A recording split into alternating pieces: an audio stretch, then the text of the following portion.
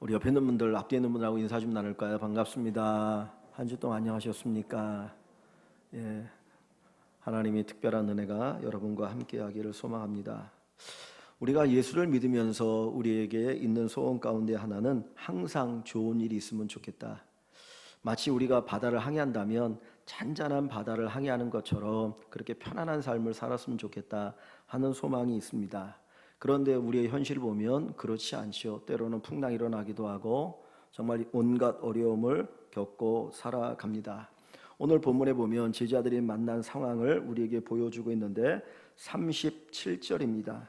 제자들이 갈릴리 바다를 항해하다가 만난 사건인데요. 37절에 보면 큰 광풍이 일어나며 물결이 배에 부딪혀 들어와 배에 가득하게 되었더라. 여러분, 큰 광풍이 뭡니까? 광풍. 한문으로 광풍이라는 말을 썼는데 이걸 우리나라 한글로 쉽게 번역하면 뭡니까? 미친 바람이에요. 미친 바람.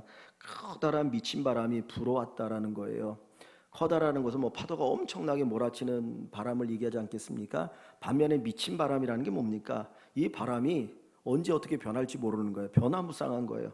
아예 바람이 한쪽으로만 계속 불어오면 커도 잘 컨트롤이 가능하거든요. 근데 갑자기 이쪽에 불다가 저쪽에 불다가 사방으로 순간순간 바뀌면서 불어오는 바람이면 정신이 없는 겁니다.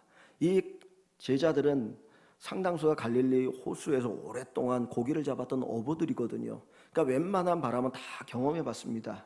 웬만한 바람은 그들이 컨트롤할 수 있었고 그들이 잘 배를 이렇게 지어서 한국까지 도착할 수 있었거든요. 근데 이 마가복음은 베드로의 제자인 마가가 기록한 건데, 베드로가 갈릴리 바다에서 오랫동안 어부 생활하지 않았습니까? 근데 자기 또 뒤돌아보니까 이 바람은 내가 이제까지 한 번도 경험해 보지 못한 엄청난 바람이었다는 거예요. 커다란 바람이 막 불어오는데 그게 사방에서 갑자기 여기 불다 저쪽에 불다가 막 사방에 불으니까 완전히 배가 뒤집힐 것 같은 그런 위험 속에 놓일 만큼의 큰 바람이라고 하는 것이죠. 그런데 그냥 바람이 그렇게 부는 것만이 아니라 물결이 나니 파도가 치지 않습니까? 그러니까 물결이 배에 부딪혀 들어와서 가득하게 되었다. 여러분, 물이 배에 가득하게 되면 그 배는 어떻게 되는 거예요? 결국은 침몰하는 거거든요. 그러니까 침몰 위기까지 닥쳐 있는 상태를 얘기합니다. 그러니까 이 제자들이 12명이 그 배에 타고 있으니까 12명이 아마 자기들의 옷을 벗어가지고 그 옷에다가 물을 어떻게 퍼서 던졌는지 모르겠는데 그냥 물을 계속 배에서 그냥 하면서 풀면서 어떻게든지 이 배가 침몰하지 않도록 사투를 벌이고 있는 장면이 오늘 본문의 내용이에요. 우리 인생을 살다 보면 때로 이런 어려울 때를 만나는 거죠.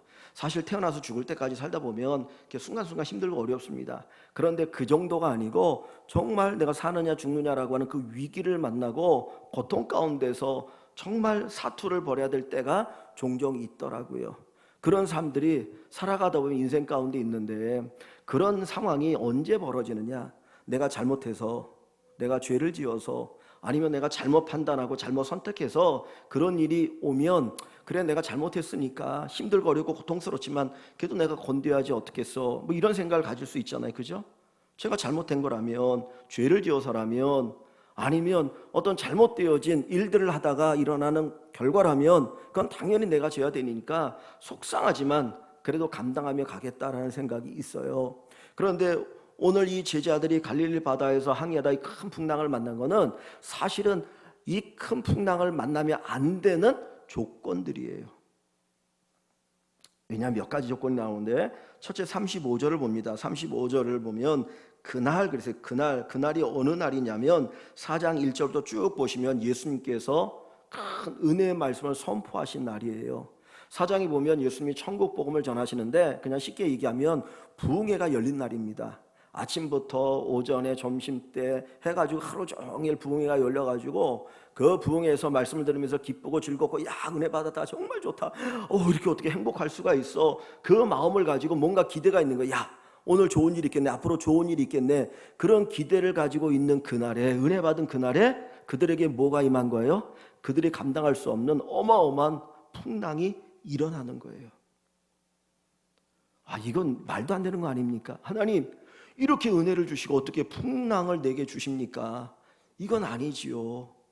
우리는 은혜 받으면 당연히 모든 것이 순적하게 될 거라고는 기대가 있거든요. 그러니까 이 제자들도 은혜 받고 야, 앞으로는 좀 그래도 편하게 살 수 있지 않을까, 그런 기대가 그들에게 있었다는 거예요. 자, 그리고 나서 두 번째가 뭡니까? 35절을 다시 봅니다. 그날 저물 때 하루 종일 부흥회가 열리고 그 저녁이 되었을 때 예수님이 제자들에게 이르시되 우리가 저편으로 건너가자고 말씀하셔요. 자, 보세요. 지금 제자들이 배를 타고 항해를 하는데 누가 그렇게 하자 그런 거예요? 자기들이 그렇게 하고 싶었던 거예요? 예수님이 그렇게 하자라고 말씀하시는 거예요? 예수님이 그렇게 하자는 거잖아요. 그래서 배를 타고 항해를 하는 거거든요. 그러면 제자들은 예수님 말씀에 순종하고 있다고요.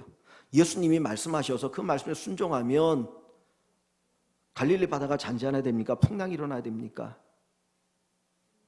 우리가 예수님의 말씀대로 살아가는데 그것 때문에 갑자기 어려움이 닥치면 누가 살고 싶겠어요? 여호수아 1장에 보면 모세가 죽고 여호수아가 지도자가 됐을 때 하나님이 여호수아에게 주신 말씀이 있어요. 야, 이 율법을 주야로 묵상하고 행해라. 그리하면 내 길이 평탄하고 내가 형통하리라 그랬어요. 내가 주의 말씀에 순종하고 살아가면 우리 인생 길이 평탄하다고 얘기했는데 주님 이거 어떻게 된 겁니까? 아니 예수님이 가자고 말씀하셔서 그래서 주님의 말씀에 순종하며 살아가는데 이런 어려움이 웬만한 어려움도 아니고 내 인생을 완전히 그냥 송두리째로 망가뜨릴 만큼의 어려움이 내게 닥치면 어떻게 순종할 수 있겠습니까? 이런 의문이 들 수 있거든요. 그러니까 일어나면 안 되는 풍랑인 거예요.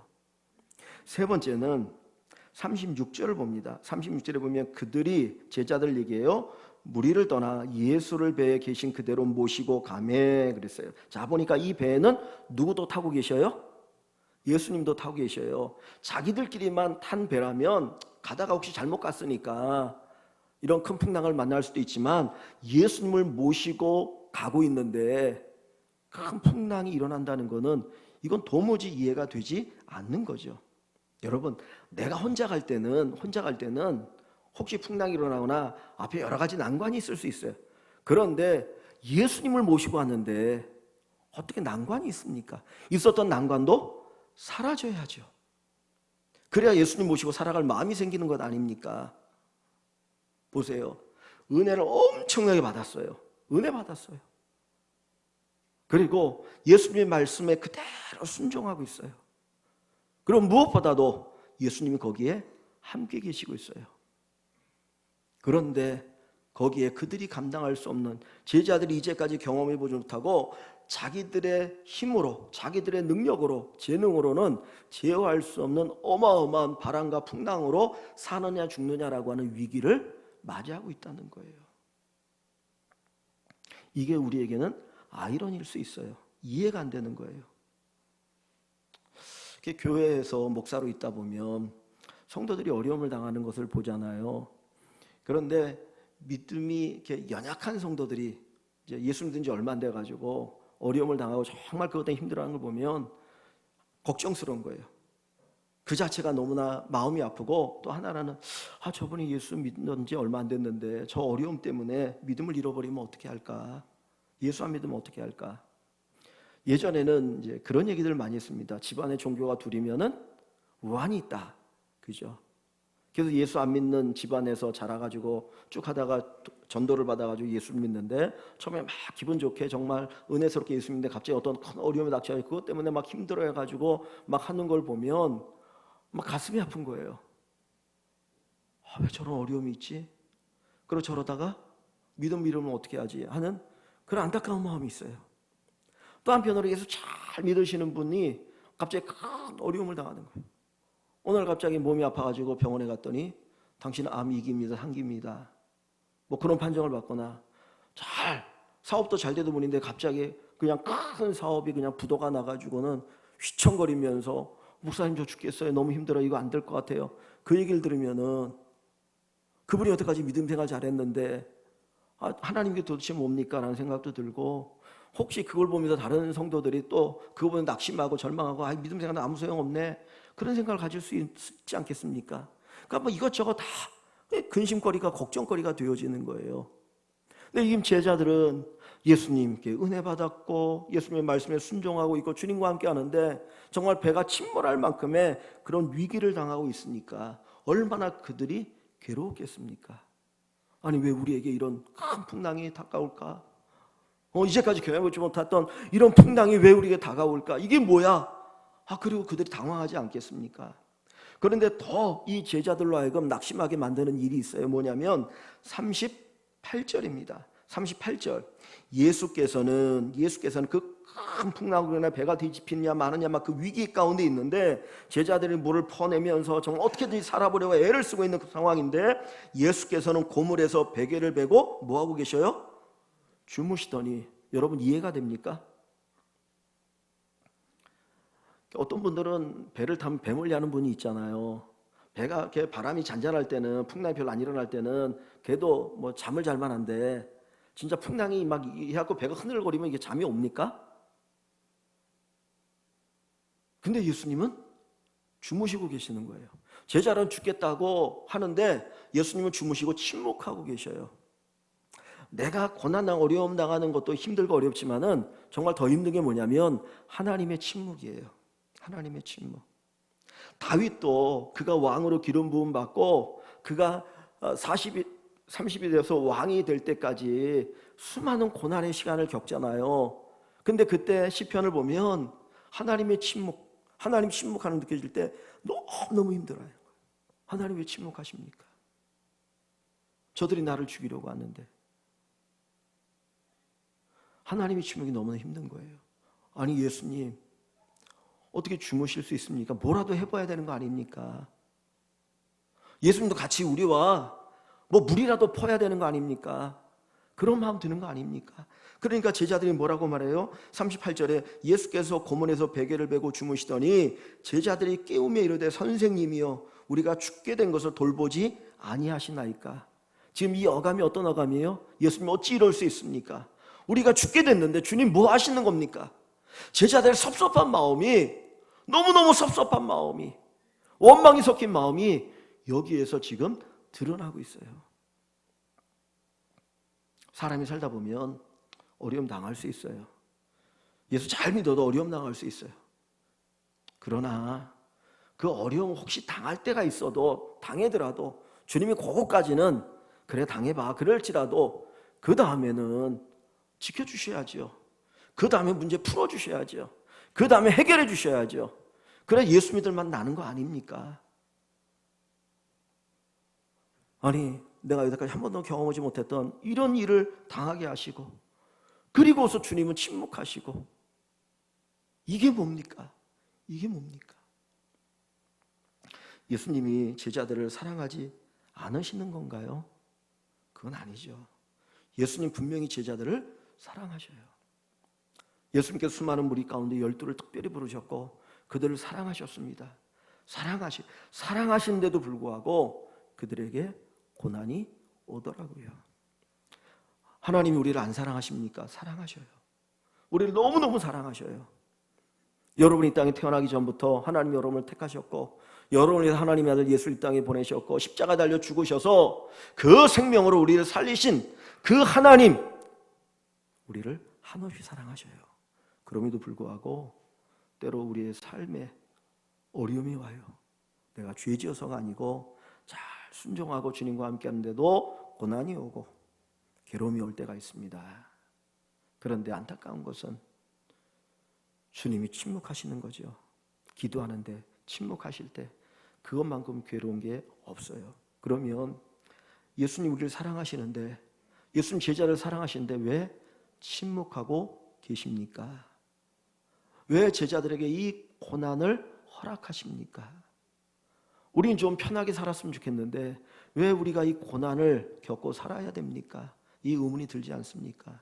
자, 오늘 본문을 다시 한번 봅니다. 39절을 보면 제자들이 깨우니까 예수님이 깨셨어요. 깨어 바람을 꾸짖으시며 바다더러 이르시되 잠잠하라 고요하라 명령을 하시니까 바람이 그치고 아주 잔잔하여지더라. 주님의 능력이 나타납니다. 기적이 나타납니다.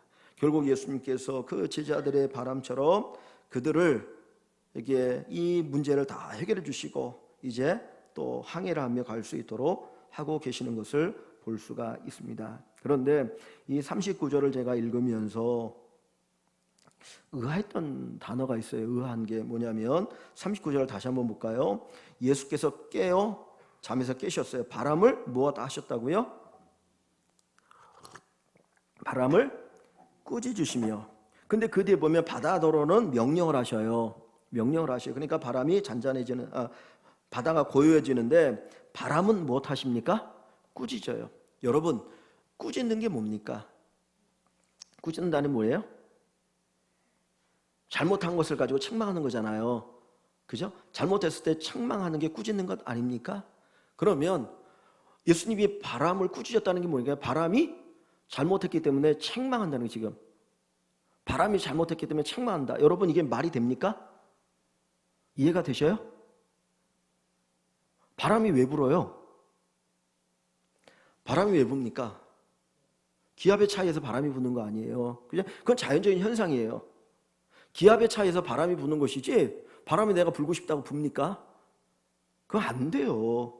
기압에 의해서 바람 부는 거예요. 특별히 갈릴리 바다, 호수라고도 하고 바다라고 하는데 그거는 그냥 우리나라에서 번역을 할 때 어쩔 때는 호수라고 번역하기도 하고 어쩔 때는 바다라고 번역하는데 그게 이제 히브리 말에는 차이가 없어요. 똑같은 말을 쓰는데 갈릴리 이제 바다가 길이는 22km예요. 22km고 폭은 가장 넓은 데가 14km입니다. 한 강이 폭이 넓어도 한 1점 몇 킬로죠. 2km가 안 되죠. 그죠? 그러니까 14km면 한 강의 7배에서 한 10배 정도 될 정도로 폭도 넓고 긴 호수가 갈릴리 호수거든요. 근데 그 넓은 호수 곁으로 이렇게 이제 산들이 있어요. 움푹 파여가지고, 그리고 갈릴리 호수는 해발 마이너스 200입니다. 그리고 옆에 있는 산은 높잖아요. 그러니까 이 지형적으로도 이 기압에 의해서 바람이 많이 일어나는 곳이 갈릴리 호수거든요. 그러니까 제자들도 사실 이전까지는 여러 번 이런 생각지 않는 바람을 다 경험했던 제자들이에요. 그런데 오늘만큼은 자기들이 경험해보지 못했던 엄청난 바람이 부니까 그 난리를 치고 있는 거거든요. 근데 그 바람을 향하여 주님 뭐라고 말합니까? 책망하는 거예요. 꾸짖어. 왜 꾸짖어요? 꾸짖나니 말이 됩니까? 꾸짖고 계신다. 바람이 뭘 잘못했다는 거예요. 그러니까 그 어떤 의미가 거기에 담겨 있다는 걸 여기 암시하고 있어요. 자, 이걸 어디를 보시냐면, 이것과 연결해서 우리가 살펴볼 수 있는 게 뭐냐면, 우리가 읽은 본문 그 뒤에 보면은 예수님께서 이 갈릴리 바다를 지나가셔서 어디를 도착하냐면 거라사인의 땅에 가셨어요. 근데 거기 가서 하신 일이 한 가지가 있는데 귀신 들린 자를 고쳐주셔요. 귀신을 내어쫓는 축사를 하시고 이 사람을 온전하게 해주십니다. 이 사람은 귀신 들려가지고 갑자기 막 힘이 세졌는데 그 힘을 가지고 자기를 괴롭히고요, 다른 사람을 고통케 하고, 그리고 막 밤마다가 막 소리를 질러갖고 사람들이 너무너무 괴로워요. 집을 떠나가지고 무덤 사이에 거하는 그런 사람이었어요. 근데 그 사람에게서 귀신을 쫓아내고 그리고 그를 온전케 하시는 일을 하고 돌아오셔요. 그러니까 예수님께서 그 갈릴리 바다를 건너서 가시려고 하는 목적이 어디에 있는 거예요? 사실은 가면 성경을 보면 뭐예요? 귀신을 내쫓기 위해서, 귀신을 쫓기 위해서 지금 이 배를 타고 항해하시는 거거든요. 자, 근데 어디를 보냐면 5장 6절을 봅니다. 5장 6절. 그가, 이 귀신 들린 사람을 얘기해요. 그는 귀신 들린 사람 또는 그 안에 있는 귀신을 얘기합니다. 자, 그가, 귀신이, 그 귀신 들린 사람 속에 있는 귀신이 멀리서 예수를 보고 달려와 절하며 예수님에게 절을 해요. 그러면서 뭐라고 말하냐면 큰 소리로 부르짖어 이르되 지극히 높으신 하나님의 아들 예수여. 지금 귀신은 예수님을 뭘로 고백합니까? 지극히 높으신 하나님의 아들 예수로 고백하고 있어요. 그러니까 귀신은 누구를 알아요? 예수님을 알아요. 귀신은 예수님을 알아요. 예수님이 누구인지 사람들은 몰라. 그런데 귀신은 알아요. 야고보에도 보면, 야고보서에도 이 얘기가 나와요. 귀신들도 하나님을 알고 떨다. 하나님을 알았어요. 지극히 높으신 하나님의 아들이요. 그럼 뭐랍니까? 나와 당신이 무슨 상관이 있나이까? 원하건대 하나님 앞에 맹세하고 나를 괴롭게 하지 마옵소서. 자기를 멸하러 왔다라는 걸 이 귀신은 알고 있는 거예요. 지금 그 얘기를 하고 있어요. 그런데 보세요. 8절에 보면 이는 예수께서 이미 그에게 이르시기를 더러운 귀신아 그 사람에게서 나오라 하셨습니다. 자, 이걸 보면은 여러분들이 임이라는 표현이 있는데 이게 뭔가 이상한 거예요. 왜냐하면 보세요. 예수님께서 갈릴리 바다를 제자들과 함께 배를 타고 건너오셨어요. 딱 거라산에 땅에 딱 왔는데 오자마자 저기서 귀신 들린 사람이 막 예수님께 달려오는 거예요. 그래갖고 지금 처음 만났거든요. 처음 만났어요. 그러면서 그가 하는 얘기가 뭐라고 말합니까?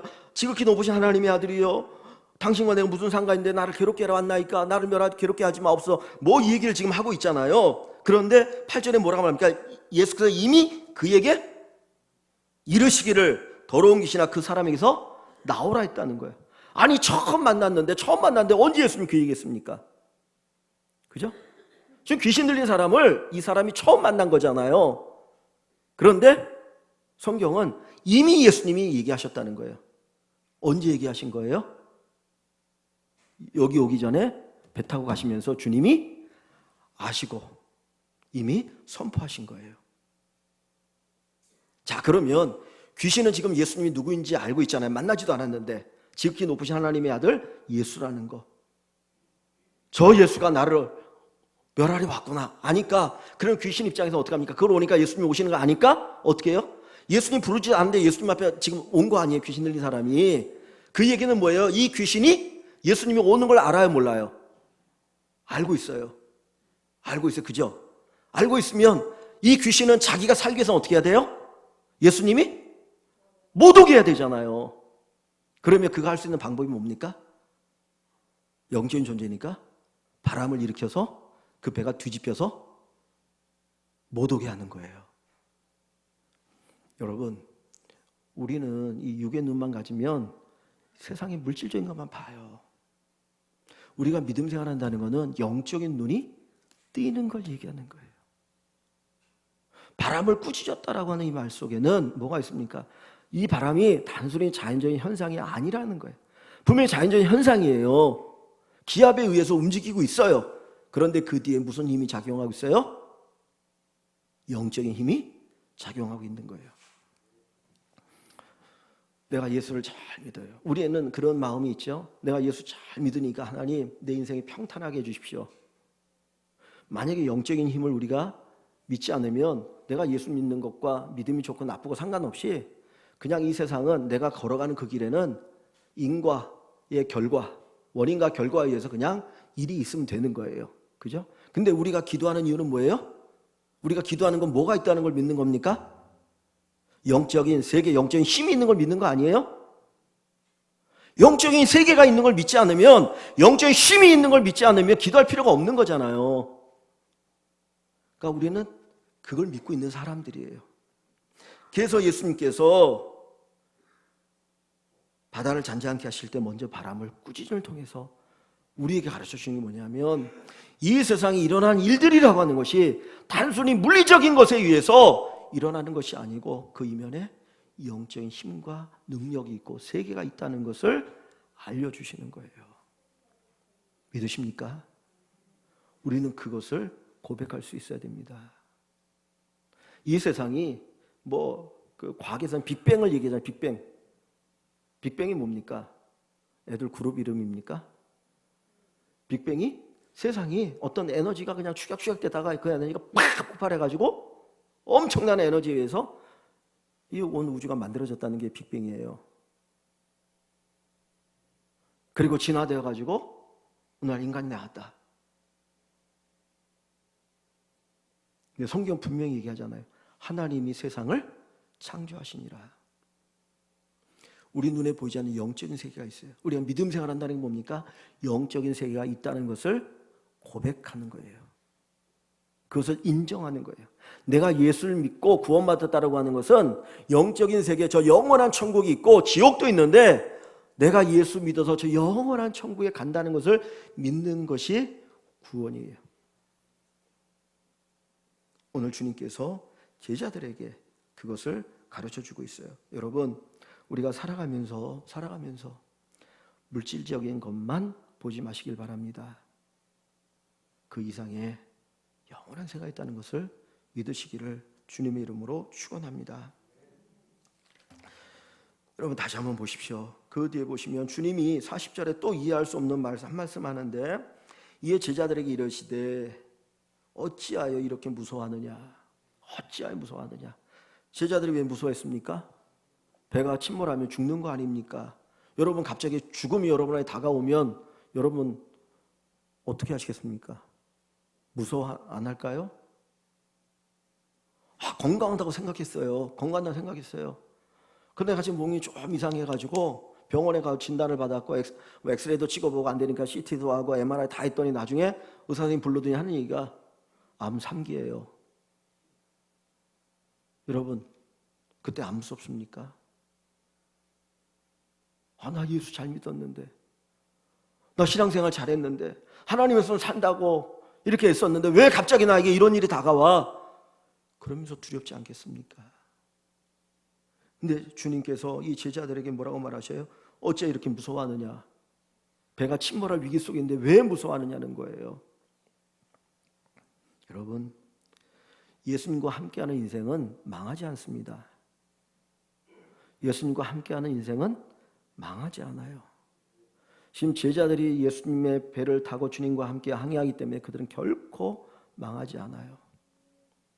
그 삶은, 그 고난은 씨앗이 되어서 풍성한 열매를 맺을 뿐입니다. 우리나라에 복음이 들어오고 이만큼 교회가 많이 세워지고 예수 믿는 사람들이 많은 것은 선교사님들이 이 땅에 와서 복음을 전하고 그리고 초대교회 성도들이 정말 목숨을 걸고 헌신했기 때문이에요. 그들이 복음을 전하다 어떤 사람들은 토마스 선교사 같은 경우는 대동강변에서 참수를 당해서 죽었죠. 예수도 전하지 못하고, 어떤 사람들은 와서 고난당하다가 죽고, 어떤 사람들은 정말 그 병든 자들을 돌보다가 선교사님들이 젊은 나이에 죽었어요. 저기 어디입니까? 당산동 거기 양화진에 가면 외국인 선교사 묘지가 있어요. 우리나라 땅에 와가지고 복음을 전하다가 돌아가신 분들, 천국 가신 분들, 병들어서 죽으신 분들의 그 묘가 거기 있어요. 그들이 선포하는 게 뭡니까? 그 선포 망했답니까? 아니에요. 내가 씨앗이 되었다는 거예요. 내가 씨앗이 되어서 이 많은 열매를 맺었다라고 하는 것을 우리에게 보여주고 있어요. 그러니까 예수 안에 있는 사람들은, 예수 믿는 사람들은, 주님과 함께하는 사람들은 망하는 게 없어요. 망하지 않아요. 씨앗이 되어서 오히려 더 풍성한 열매를 맺는 것이죠. 이 제자들에게 너희가 왜 무서워하느냐라고 말씀하시고 그들에게 뭐라고 얘기합니까? 어찌 믿음이 없느냐? 어찌 믿음이 없느냐? 믿음을 얘기하십니다. 여러분, 믿음이 뭔가요? 예수님이 제자들에게 믿음을 얘기하시는데 믿음이 없다고 얘기해요. 제자들이 믿음이 없나요? 믿음이 있으니까 예수님 쫓아다닌 거 아닙니까? 이제까지 예수님을 쫓아다녔던 이유는 믿음이 있기 때문 아니에요? 그들이 예수님의 여러 가지 일들을 보았잖아요. 귀신 쫓는 것도 보았고 병든 것도, 병자를 고치는 것도 보았고, 베드로는 자기가 예수님의 제자가 되고 자기 장모가 열병에서 고침받은 것도 봤어요. 왜 믿음이 없겠어요? 근데 믿음이 없느냐라고 얘기합니다. 여러분, 왜 주님께서 이 풍랑을 만나게 하십니까? 그것은 우리 믿음을 점검하고 회복시키기 위함인 거죠. 자, 어딜 가보시냐면 41절을 볼까요? 41절. 그들이 심히 두려워하여, 제자들이죠. 제자들이 심히 두려워 주님께서 이 말씀을 하시고 바다를 잔잔케 하시고 난 후에, 말씀하시고 난 후에 그 제자들은 그들이 심히 두려워하여, 이 두려움은 하나님에 대한 두려움을 얘기하는 경외심, 이거는 예수님이 진짜 하나님이구나라고 하는 그 경외심을 얘기하는 거예요. 그러면서 두려워하여 서로 말하되 그가 누구이기에 바람과 바다도 순종하는가 하였더라. 그가 누구이기에, 즉 예수님이 어떤 분이시기에. 이 제자들은 예수님을 쫓아다니면서, 우리가 이 마가복음 앞부분 쭉 보면 귀신 쫓는 거 봤어요. 그리고 예수님께서 병자를 고치는 것도 봤어요. 엄청난 기적을 일으키는 걸 다 봤거든요. 그런데 이 제자들이 그가 누구이기에 이 말을 하는 건 뭐냐면, 그들은 예수님이 병을 고치고 귀신을 내쫓고 기적을 일으키는 분으로 알고 있지만 모르는 거예요. 지극히 높으신 하나님이라는 건 몰랐다는 거예요. 온 세상을 창조하시고 이 세상을 다스리시는 분이구나, 요건 몰랐던 거예요. 그런데 이 사건을 통해서 이 예수님이 온 세상을 다스리시는 분이구나. 이 온 세상이 누구 손에 있어요? 예수님의 손에 있어요. 그거를 새롭게 깨달은 거예요. 그걸 깨닫고 나면 두려워하나요? 두려워하지 않나요? 두려워하지 않아요. 모든 것이 내 손에 의해서 움직이는 게 아니라 예수님의 손에 의해서 하나님의 뜻 안에 움직이는 것을 믿으면 우리가 어떤 상황이 있어도 두려워하지 않는 거예요. 그래서 주님께서 그들에게 이것을 가르쳐 주셔서 왜 너희에게 그 믿음이 없어? 그 믿음이 없어. 왜 내가 온 세상의 주인이라는 것을 믿는 믿음이 없어?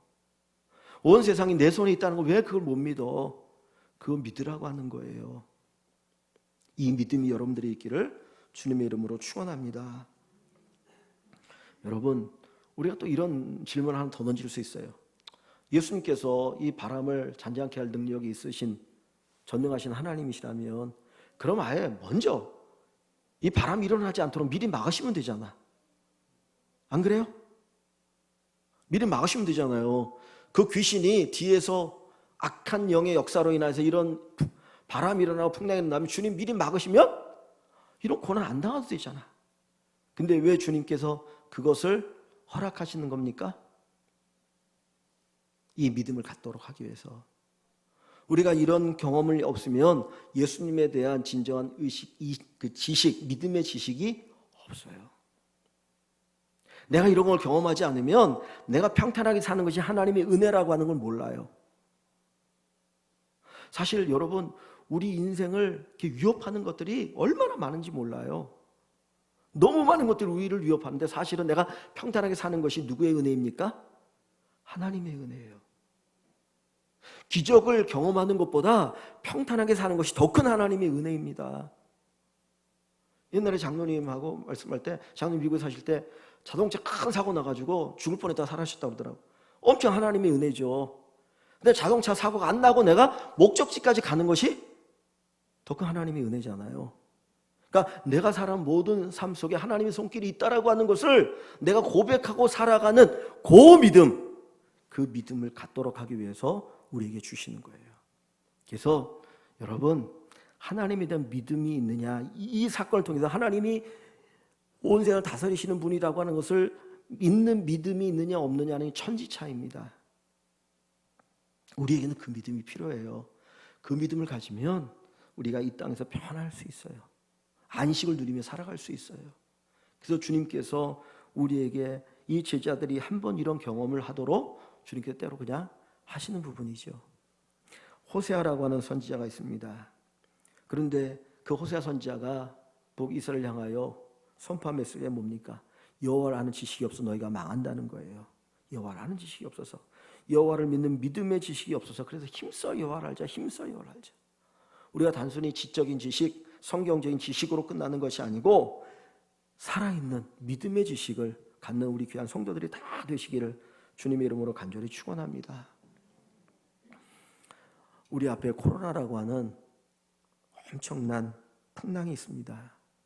여러분이 코로나를 보면서 무슨 생각을 하십니까? 그냥 중국에서부터 시작되어진 전 세계적인 질병이다. 어떤 원인이 있으면 결과가 있었겠죠. 그래서 뭐 여러 가지 얘기하지 않습니까? 무슨 뭐에 의해서, 아니면 중국에서 뭐 실험을 해가지고 뭐 이렇게 뭐 별의별 얘기 다 나와요. 근데 그건 물질적인 원인을 얘기하는 것 뿐이에요. 그런데 우리가 영적인 눈으로 보면 이 뒤에 하나님의 뭐가 있어요? 섭리가 있어요. 하나님 우리에게 영적으로 말씀하시고 가르치고자 하는 것이 있어요. 이것을 깨닫는 은혜, 지혜가 있는 여러분이 되기를 소망합니다. 그래야 이 코로나 시대에 우리가 깨어 있을 수 있고 내가 어떻게 사는 것이 바른 삶인지, 그리고 하나님이 우리에게 무엇을 원하시는지를 알 수가 있다라는 것입니다. 우리 눈이 열려서 또 우리가 정말 믿음으로 살아도 생각지 않게 이런 풍랑이 다가올 때 하나님께서 뭔가 더 좋은 것을 내게 가르쳐 주시는구나, 하나님은 더 알게 하시고 내 믿음을 한 단계 더 성숙시키는 좋은 은혜의 기회가 될 수 있겠구나, 분명히 뒤에 뭐가 있겠구나라고 하는 기대감을 가지시고 믿음으로 이겨나가시는 우리 모든 성도 여러분 되시기를 주의 이름으로 간절히 축원합니다.